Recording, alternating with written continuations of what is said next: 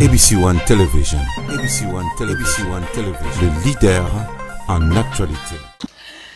Kimia eingela na kati na mabota na bino nyonso tu esika ezomi bino nyonso tu na bietando na bino ya eke pona kolanda magazine na bino. Analysons ensemble le Bokola Nzambe et Simba bato nyonso tu baza na mboka ya Ituri, bato nyonso tu baza na mboka ya na Beni kuna. Le Bokola Nzambe et Simba pepe sa ba solution na este kuna bisika bato bako boma bako kufa.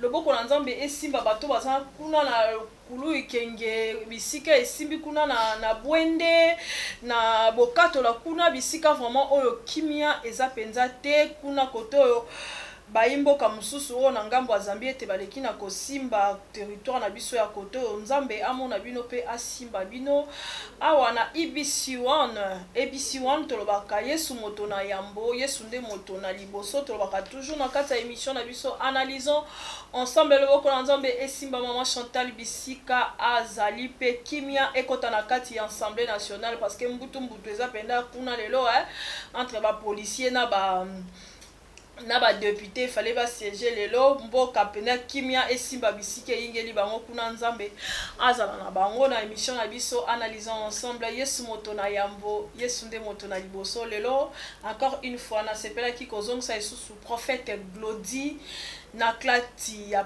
la plateau oyo pona to meka lisusu kosolola na ye prophète Gloria parce que to yambaki prochainement semaine passée to meka kosolola sur son témoignage.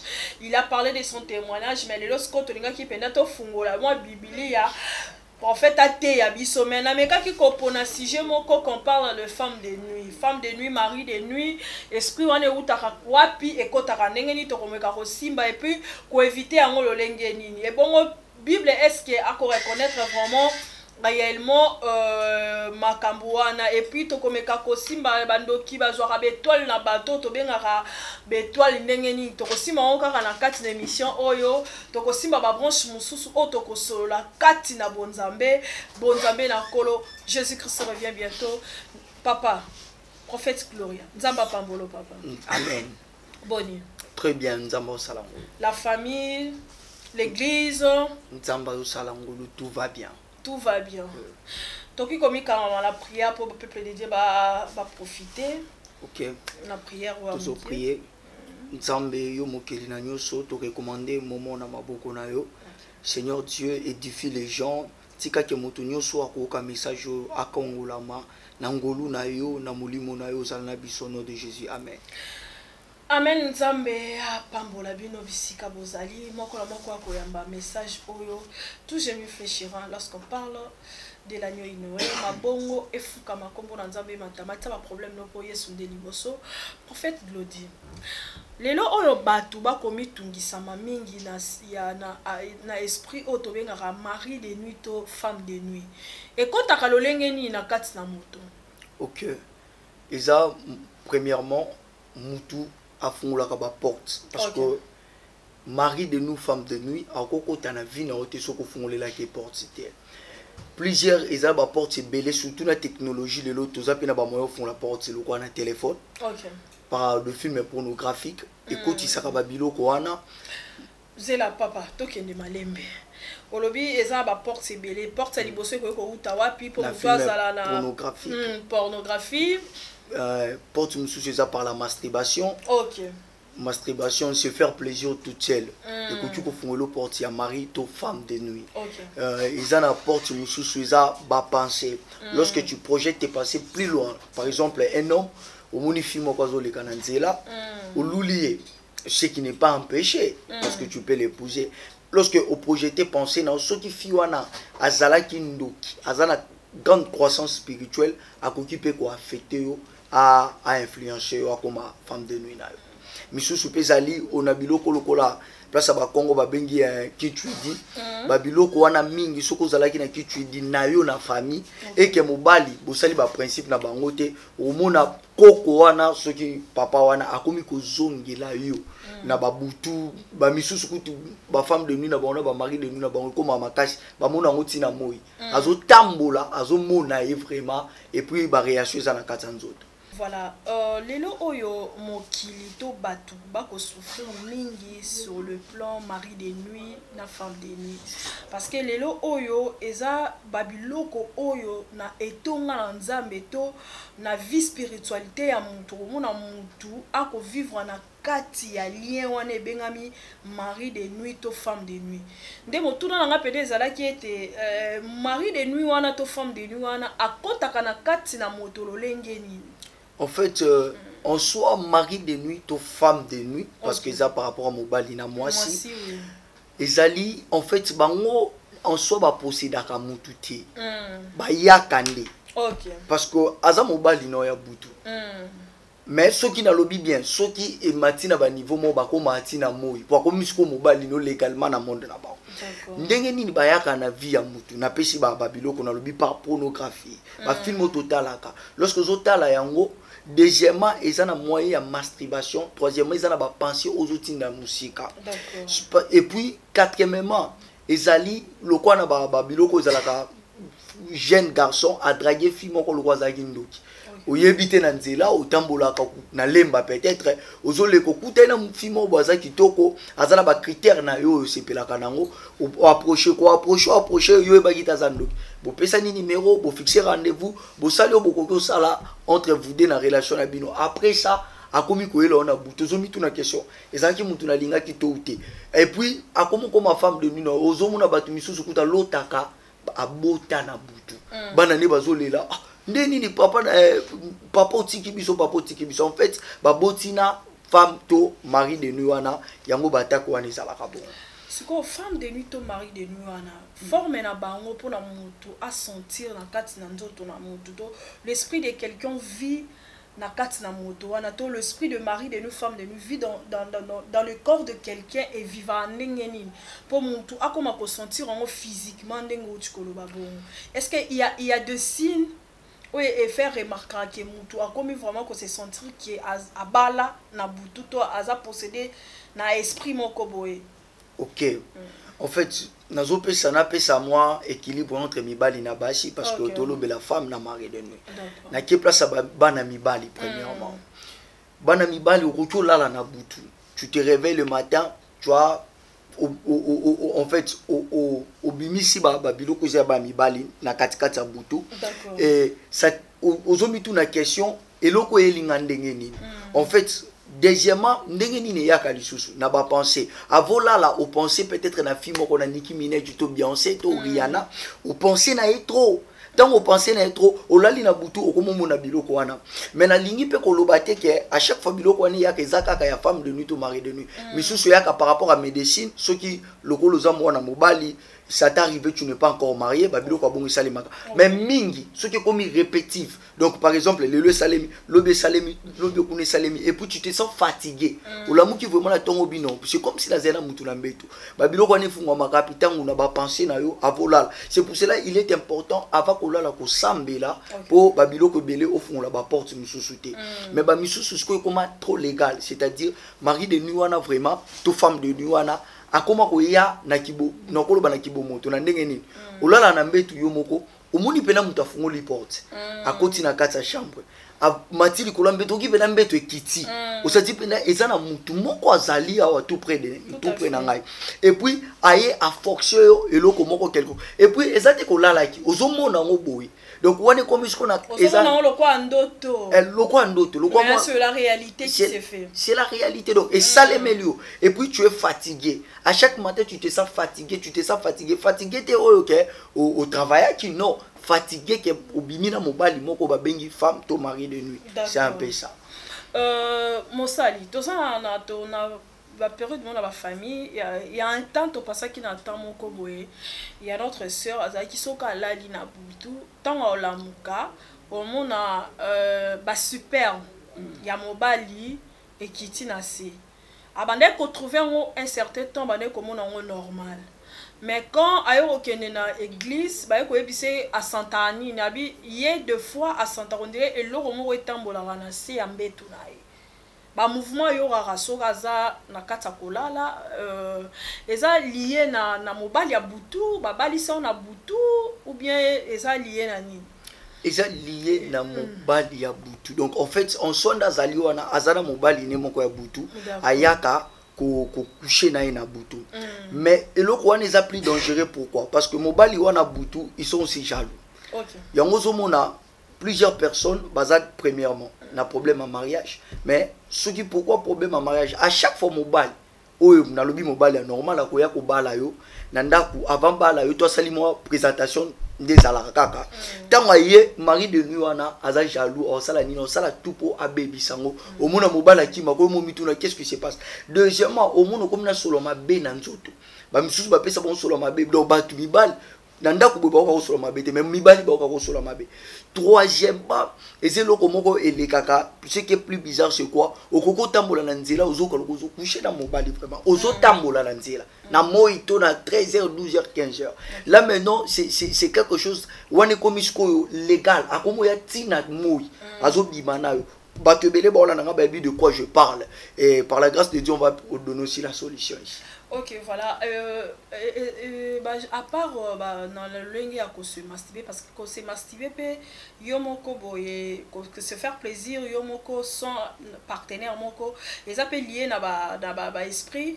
Oui, moi je appelle ça d'ailleurs la plus grande porte. Il y a porte à mari aux femmes de nuit. Okay. D'abord, la masturbation, vu que c'est un péché, le diable a déjà une domination sur ça. Donc, on ose se faire plaisir. Premièrement, à chaque mouton se faire plaisir dans le domaine où on a pensé à moi si ton bal. Donc, on ose penser à moi si ton mobile en soi, moi si on a zat et mobile on a zat, quelque part. Surtout, les plus dangereux, c'est lorsque on ose penser à moi si on a sorcière, tout sorcier. Et ça dangereux parce que depuis tant on ça la peine là tant on ça la peine là esprit là et quoi permet ni non et puis esprit on attend tu te fais plaisir avec lui s'il est content il va plus partir à comment ça la na yo masturbation ça ils ont non seulement abomination mais ils ont ça là que porte one ils a ouvert et détruire vie na yo donc il y a un monde à batebele. Par exemple, aujourd'hui, sur les jeunes, tu tiens à âge à 16 ans, si on commence à 21, 23, 24 ans, plus quand ils font ça, ils se masturbent, ils pensent à Nicki Minaj, ils ont la trace urbaine. Donc on pense à Nicki Minaj. Or, on peut exemplement très clair ici.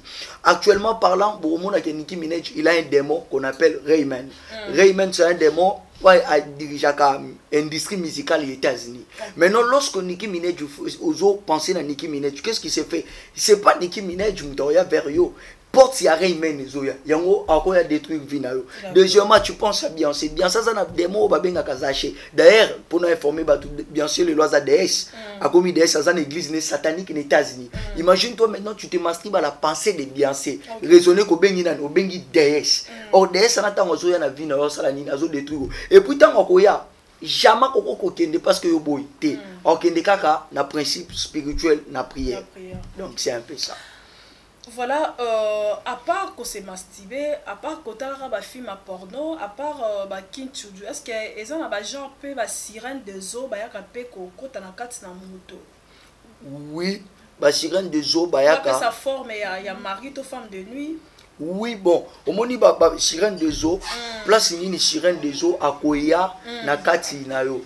Sirène des eaux, d'abord, balou la rabibani bali. D'accord. Alors, vraiment vendu, aïe.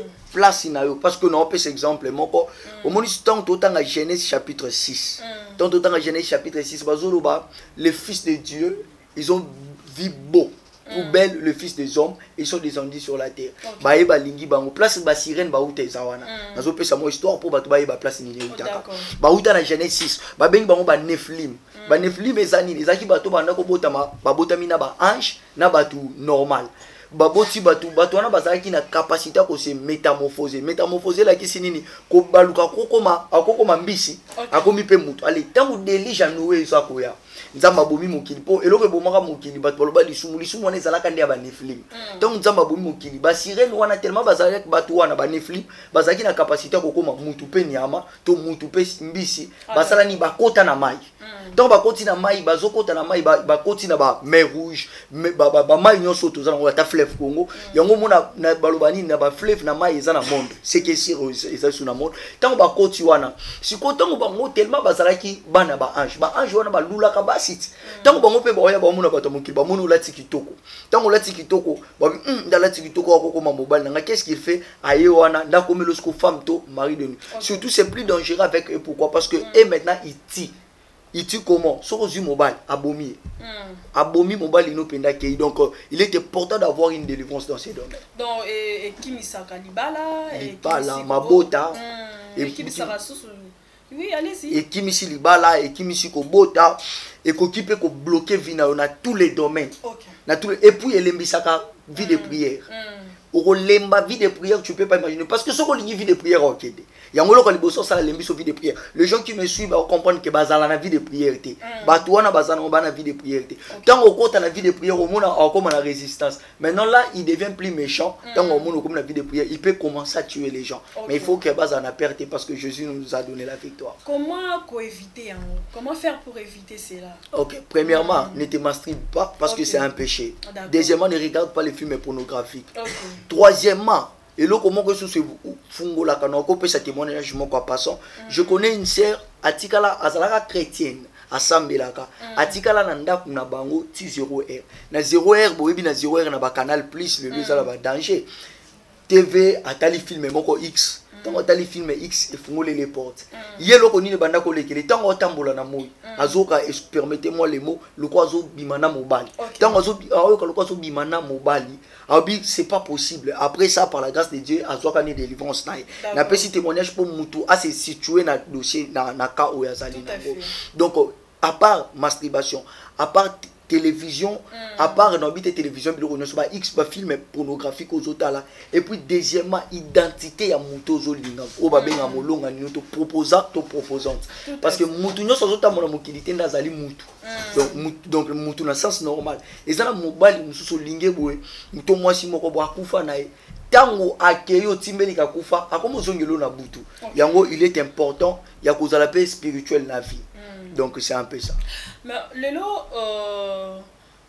elo ko wana bon siko soki deux partenaires to moi c'est mobile bazan na katanda ko babalani to bakaka mais bazan habitude d'avoir ya ko coucher ko ta ba film pornographie pour na peut-être ba exercer ba genre ya ba tala wana peut-être ba position ya lolenge bazomona na ba film pornographique wana pe ezaka lisumu pour na ba couple. C'est tellement dangereux. Je ne sais pas ce qui a dans la F batalaka film moko quelconque pour bailler nini ko rapport sexuel et tout. Vu que bailler bakangote, il faut tous en un principe biblique, un principe ya makomi en Zambie. Donc et ça na babilo comme suko linga ko découvrir ngote ko écrire le combat. Au moins les lots na ba mariage belé bato ba bo tata cause na ngo.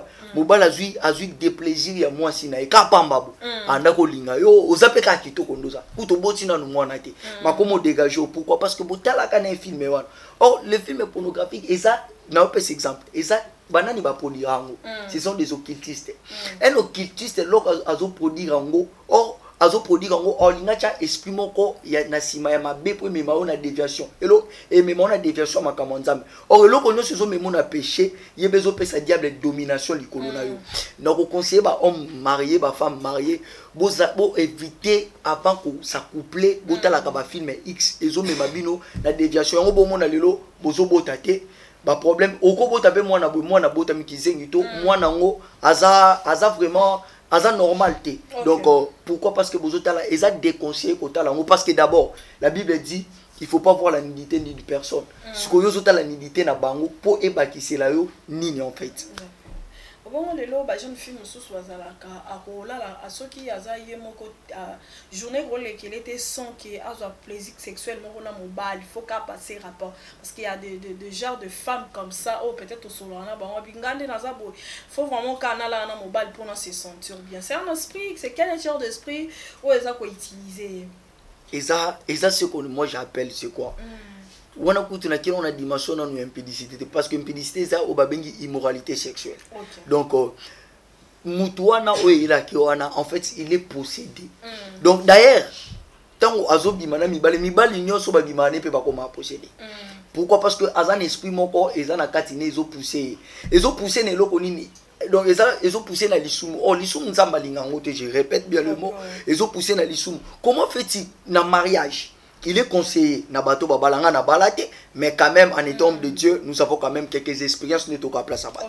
Na mariage il est conseillé na mobali na mwasio babala na lopete bazanda ko mobala landa ko moko babimaka 3 fois na une semaine. Maintenant yo siko bimaka chaque jour et puis pose-toi la question par quelle force Ozwaka c'est que eza esprit moko renouveler la force non pour au péché contre Nzambe. Il est important que chasser esprit wana.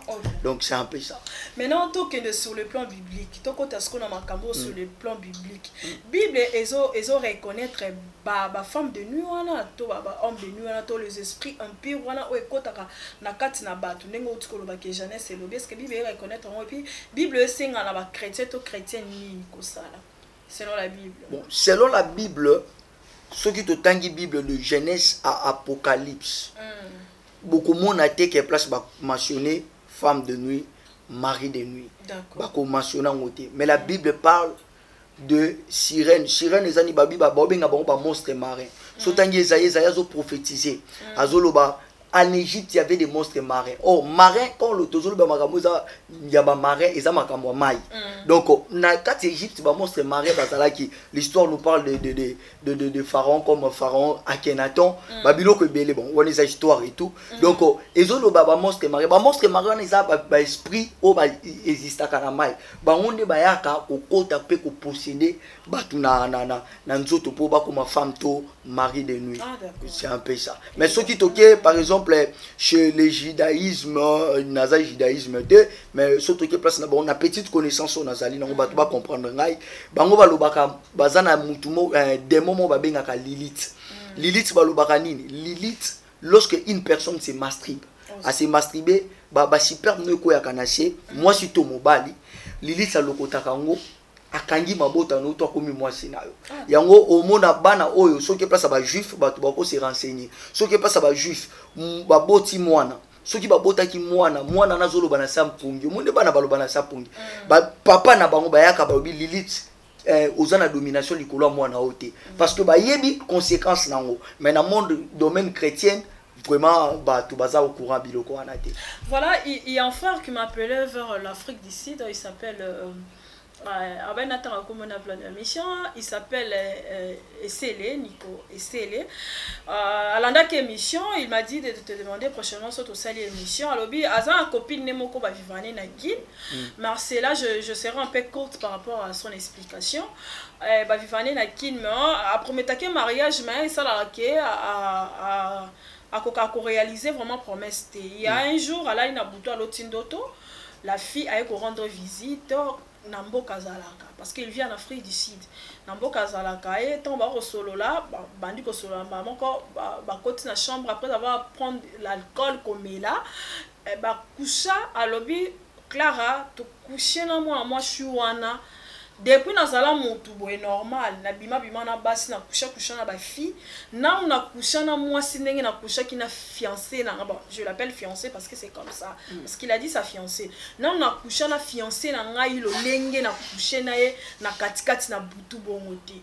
Quand je me suis réveillée na monika la fille azai qui pembeni et puis na ye to bimi na salon patron na ye aye ko visiter na appartement place avant d'akatuni oh na c'était non c'est eza fiancé na nga boy na boy oh à surprendre boy moi ce qui toko botika quand même les problèmes ezala ki bisika o ya lobi ke banda kola ta comme papa mukolo bongo nano akusha na moi si modèle akusha ki na fiancé na été mais ya koyeba boye na moi sana bazana ba intimité ya rapport sexualité il se demande il y a un esprit et ça katina bango de la part de la fille ou bien à part il y a Yemoko Mobile parce qu'elle a dit que la fille prie beaucoup par rapport à Nenga Benga qui la fille a expliqué qui est péché mais peut-être Zangate peut-être tu es inspiré bon Nassim bien parce qu'on parle de mari de nuit et de femme de nuit par là ce message son joana. Ok en fait Eloko Eline de Mobali premièrement je dis premièrement je déconseille les gens de sortir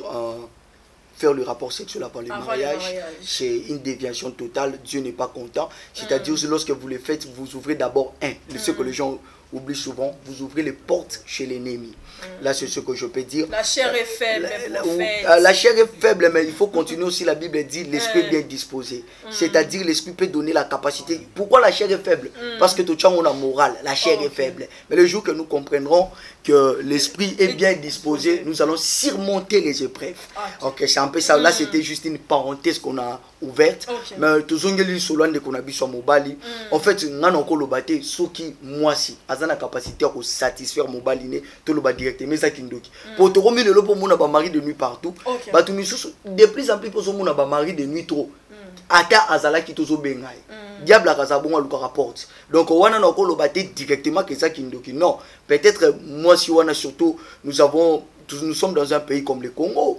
Ce qui passe à Bamon, on enseigne les enfants ça. Surtout si on les prépare pour les mariages. S'il était bien enseigné, je ne sais pas, nous avons apprécié peut-être grâce. Mais ceux qui ont esprit, vraiment, je ne suis pas convaincu dans le domaine où on a.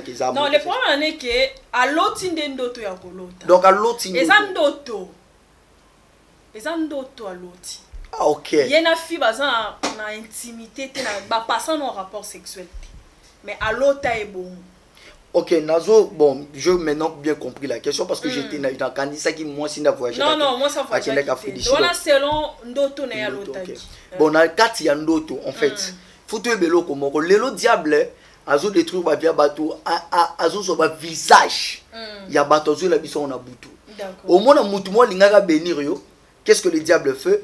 Azu visage né apparaître liboso et puis le bien azando qui directement boy mutwana. Et ça le quoi kawana. En fait, le diable en soi alingi abebi sa couple na bango. Ya moi c'est ni nazu visage, ya moi si wana po azo dégoût moi c'est dans le bazar femme de nuit. Non, c'est vraiment faux. Oh d'accord. C'est faux.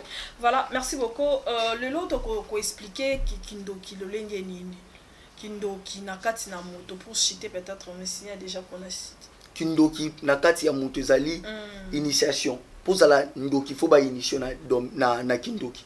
En fait pour ça l'informaticien faut ba initier na zo cours informatique moi muke na première cours na biso ba benga initiation à l'informatique. Na tangi na IEC ba pesa biso initiation à l'esprit de l'entreprise donc à l'entrepreneuriat.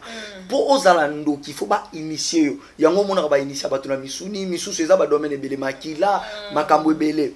Donc c'est un peu ça pour monter à l'ando qu'il faut ba initier. Ceux qui ba initier on a qui ndokité c'est que ba oppresser kayo. Donc osa initier mais ba oppresser to ba ko ki pe ko posséder to ba ko ki ko utiliser visage na. Yango ba to ba benga ngo ki ndoki conscient. Ba komi ko utiliser visage no c'est-à-dire nde na zawa ndocument quelconque a vu visage nanga aye liboso na yo yo ce que le bien gloria za kandoka en fait so eza kindoki conscient nga pe na bengo kindoki non eza kindoki conscient eza ne ba so visage nanga côté des moments quelconque a vu parce que le diable la Bible dit il se déguise à l'ange de la lumière. Si il se déguise à l'ange de la lumière, c'est que les démons peuvent prendre aussi le visage d'une autre personne. Est-ce que sorcellerie inconscient pesant? Parce que moi je dis, c'est très clair. Ceux qui ont le sorcellerie inconscient, sorcellerie inconscient, c'est que Moutou a initié. Parce que ceux qui n'ont pas conscient, c'est que dans ça participé. Donc sorcellerie inconscient est à la caté. Mais ça la candé oppression, na possession. C'est un peu ça. Et ça la candé ni kendo comment utiliser toi la Moutou. Ndoki a utilisé toi la mutu so moni omoni ndeto zabo so za spirituel okoyebe toi la mutu parce que ndoki ndaza wana nako bato ba ignorant te bandoki ba mona ozomona tant omoni que étoile na yo ezo briller makasi yo ke loko ko sala yo akosala échange parce que à cause étoile na ote ça permission na yo moko indirect qu'est-ce qu'il va faire azu peut-être biso soit téléphone akabe le téléphone toi tu es compté avec le iPhone 12, 14, 15 aux Zuyango. Quand aux Zuyango, qu'est-ce qu'il fait? Na sima ya téléphone wana. Je m'excuse. A komi ko utiliser maintenant étoile na yo. Azu autorité parce qu'a fongo li porte. Quand qu'a fongo li porte, c'est encore dominant côté. Azu étoile na yo. Yango mona ka bato belé azala ki déjà makambo vi na ye banda ko kende liboso. To bon, na pesa domaine en mariage. Mobali pende fala bala yo. Pas directement mobala boyo otabwe. Mobali wana kakate. Mariage continue moi chez les voisins. Qu'est-ce qui s'est passé? En fait, c'est la voisine, tous les voisins, à Salini. Sokazandokia, n'habite pas voisin, nous sommes pas voisine, Barabando. Voisine, to voisin, to koko, to nani. À Salini, n'a eu moi nanaï. En fait, à Fungole le porte, à Zui étoile nayo. akena ngo kuna donc yosko apesho étoile na ya mabe parce que bando ki baza rejeter place en Nzambe c'est-à-dire quoi ba vous êtes une étoile la bien té a comment utiliser étoile na yo yé a comment zo réussite na vie yo comme na ralenti c'est un peu ça. Voilà, tu clôturer pour longtemps la Bible oyo na Colossiens chapitre 2 verset 14. Papa o meka ko expliquer biso parole du Seigneur. Je lis au nom de Jésus. Amen. Il a effacé l'acte dont l'ordonnance nous a condamnés et qui subsistait contre nous. Et il a détruit à la croyance sur la croix. Ok. En fait, la Bible dit, il a effacé l'acte. L'acte de l'ordonnance qui nous condamnait. Parce que en fait, les gens qui n'ont acte, c'est ça les mis peine ordonnance. Par contre, que ça l'ordonnance c'est sans les écrits. Lorsque Yé soyez dans mon kili, ayba ki kezaki na écrit comment na ba vie ya bato. Ba écrit wane comment na ba famille na ba nation, oka ba sacrifier nation moko, ba sacrifier famille moko. Jamais tant ba sacrifier que loko ça ba malobeza ngate et comme lipe ezanga kate. Ba ko signer ba pacte. Ba pacte wana ce que ça la nini et ko kwea na ba génération. Bato bo bino oyoku to botama kato zalaka no na lola tango botami boy. Na ba génération pour au monde makambo evolokate le roi ba tumsu to kutana ba famille ba zo diplôme te e bandi na yeke banda bo papa parce que Yesu tango ya bi bon ba acte wana ezali qu'est-ce que moi je dois faire, je dois mourir à la croix. Lorsqu'il a donné sa vie à la croix, il a dit quoi? Tout est accompli. Donc il a accompli non seulement ba prophétie na mais ko kata ba ordonnance wana nyonso yango zo mona Bible zoloba na Romains chapitre 8 le premier verset, il y en a aucune condamnation pour ceux qui sont en Christ. Si tu n'es pas en Christ, il y en a la condamnation. Mais si tu es en Christ, il y en a plus la condamnation sur toi. C'est un peu ça. Voilà, tu quittes en verset 15, il a dépouillé les dominations et les autorités et les a livrées publiquement en spectacle, en triomphant de l'œil par la croix. Alléluia. Amen. En fait, j'aime bien ce verset. Il a dépouillé les autorités. En fait, le mot dépouillement, dans la Bible, le quoi Louis II, ceux qui botent en haut, comprennent qu'on a dépouillé. Mais quand on a dit que nous avons un peu na hébreu, nous va traduire en haut. Quand on va dépouiller na hébreu, bazolo bela kenos. Kenos c'est vidé. En fait, c'est quoi? Lorsque Christ a maté qui n'a quoi a vida diable. Mutu oyamba Yesu, diable liboso na e, azé son autorité te, aza sa pouvoir. Ba autorité non seulement les diables et les principautés et les autorités et la domination qui régnait sur ta famille, sur les pays, sur l'avenir, sur les quartiers. Toutes ces autorités tant oyambi Yesu au commis suko supérieur na bango parce que machi am suko azana droite à tata. Donc droite à tata or nzambe babenga ke les dieux très haut. Pixome 91 le premier verset Zolobani. Celui qui demeure sur l'abri du très haut reposera sous l'ombre du tout puissant. Le Dieu très haut c'est qui est les lions. Azali kolo batunyo so donc autant ozo yamba Yesu nazo pesa mutu moko assurance. Tant ozo yamba Yesu ozo dominer sur les principautés.